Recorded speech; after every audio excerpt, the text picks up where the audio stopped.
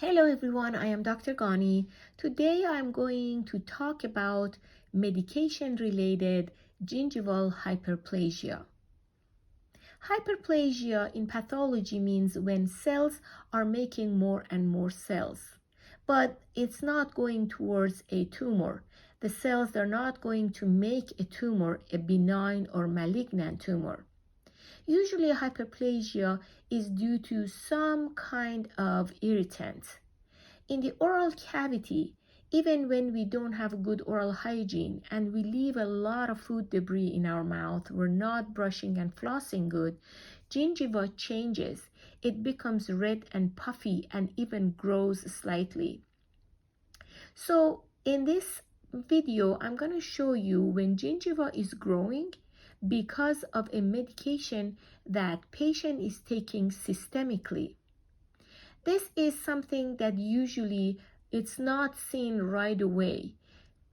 Providers, they look at patient's mouth, even medical doctors, and patient is complaining about gums changing and making more and more gum tissue and bleeding upon brushing, but providers, they don't understand why this is happening.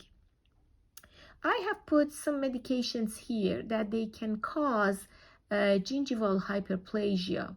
Basically, patient is taking these medications systemically. For example, patient has seizure disorder and it's on medications for seizures, and patient has blood pressure and heart problem and is taking medications, and gingiva, as you can see here, starts growing. If oral hygiene is poor, if patient is not brushing and flossing really good, this side effect even shows more.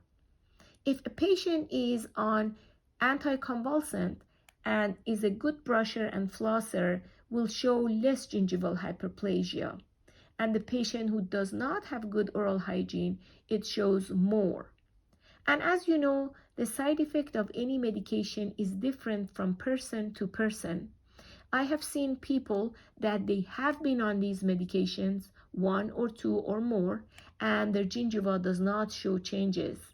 And some people I see with really subtle changes, and some show it more and more. I show you this case again. This is the same patient. See how gingiva grew. It's red and inflamed. And this is another view of the same case. Normal tissue, gingival tissue is pink with no inflammation, but all of these are due to medications. If patient has crowns or bridges, it's always harder to keep them clean. So with being on medication and seeing this side effect, usually with a crown and bridge is even worse. And this is a different patient. You can see this patient also was on calcium channel blocker, and as you can see, gingiva grew. What do we do for these patients? First of all, deep cleaning, going to the hygienist every 3 months is recommended. Improving oral hygiene is recommended. With improving oral hygiene and cleaning, a lot of this inflammation will go back to calmer and more pink gingiva. Also, the growth changes a little bit, the tissue shrinks a little bit. But sometimes we have to do periodic gingivoplasty for these people, which means we should do a minor surgery and remove all the extra tissue. And they make it again. But sometimes we talk to their providers and those medications are critical and the patient has to be on it.